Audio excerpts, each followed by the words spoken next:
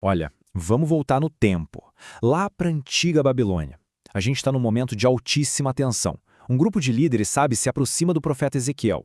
Eles querem respostas de Deus, mas o que eles vão ouvir é uma revelação assim chocante sobre o que realmente está acontecendo no coração deles.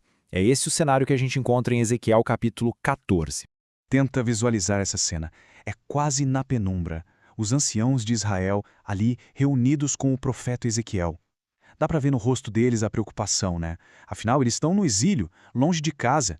Eles foram lá buscar uma palavra de Deus, mas o que eles nem imaginam é que o problema de verdade não está lá em Jerusalém. Então, que problema oculto é esse? Pois é aqui que a história dá uma virada bem inesperada. Deus revela para Ezequiel que o negócio não é sobre ídolos de pedra, sabe? Ou rituais por fora. Nada disso. O problema real está no coração. E aqui tem um detalhe fascinante. A palavra em hebraico para ídolos aqui é gilulim. E a tradução literal, olha, é chocante. Significa pelotas de esterco. É, isso mesmo. Isso mostra o desprezo profundo de Deus por esse tipo de idolatria, que era uma coisa sutil. Não eram estátuas num templo, eram afeições secretas, vaidades. E a resposta de Deus? Nossa, é cortante. É uma pergunta retórica que basicamente expõe toda a hipocrisia da situação. É como se ele dissesse: peraí, com que direito eles vêm me consultar se o coração deles já tem outro dono? A mensagem é claríssima. A comunicação está fechada. Bom, e a partir daqui, a resposta de Deus não vem mais com palavras de conforto, não. Ela vem com ações. Ações de juízo. É uma resposta direta, bem severa para aquela condição do coração deles. É basicamente um prognóstico bem sombrio do que vem pela frente. E o primeiro ato desse juízo é, olha só, expor a fraude espiritual. De um lado, a gente tem os falsos profetas, que falam o que todo mundo quer ouvir, né? Aquelas mensagens fáceis, populares. Do outro lado, profetas de verdade, como Ezequiel, que falam a verdade, mesmo que seja desconfortável. E a ironia aqui é tremenda. O juízo de Deus começa justamente entregando o povo ao que eles mais queriam, as mentiras confortáveis dos falsos profetas. Pois é, isso revela um princípio de juízo que é bem assustador. Quando a verdade é rejeitada de forma teimosa, a consequência é ser entregue à própria mentira que a pessoa escolheu. A responsabilidade é dos dois lados. Tanto quem consulta quanto o falso profeta vão dividir o mesmo destino.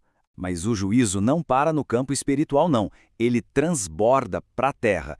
O texto descreve 4 juízos terríveis, um atrás do outro. Primeiro a fome, que acaba com o sustento. Depois, feras selvagens que deixam a terra desolada. Aí vem a espada, o caos da guerra. E por fim, a peste, que traz doença e morte. Cada um desses horrores, uma consequência direta da infidelidade do povo. E para que esse princípio da responsabilidade pessoal fique assim absolutamente claro, sem nenhuma dúvida, o texto apresenta um teste hipotético.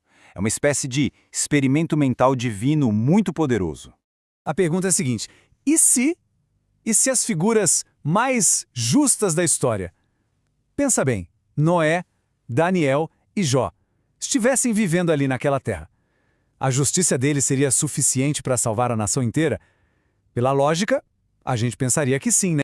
Mas a resposta é um não chocante e definitivo. Nem mesmo a justiça combinada desses 3 gigantes da fé seria capaz de salvar a nação. A conclusão é implacável. Eles salvariam apenas as suas próprias almas. A responsabilidade espiritual, no fim das contas, é individual. E o que deixa isso ainda mais forte é que, se a gente for lembrar, esses homens salvaram outras pessoas nas suas próprias histórias.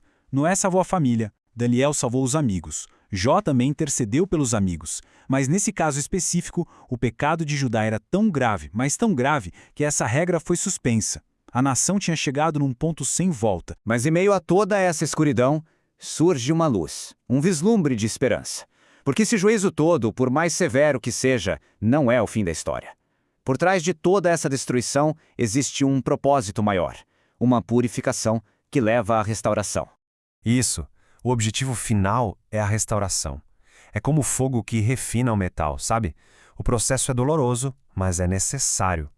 Ele foi pensado para purgar a maldade, para limpar a nação e, no fim, para mostrar que a justiça de Deus, mesmo sendo dura, nunca é sem propósito, nunca é arbitrária.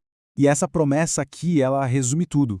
Depois do fogo da purificação, o relacionamento pode ser refeito. A meta final sempre foi a reconciliação, que está dita nessa frase tão poderosa: eles serão o meu povo e eu serei o seu Deus. E tudo isso nos deixa com uma pergunta para a gente pensar. A mensagem de Ezequiel sobre os ídolos no coração, sobre lealdades divididas, sobre responsabilidade pessoal, ela ecoa até hoje, né? A questão que fica no ar é: quais são as vaidades inúteis, aquelas pelotas de esterco que hoje em dia competem pela lealdade do nosso coração? Essa análise de um texto tão antigo nos convida, sem dúvida, a levar essa pergunta bem a sério.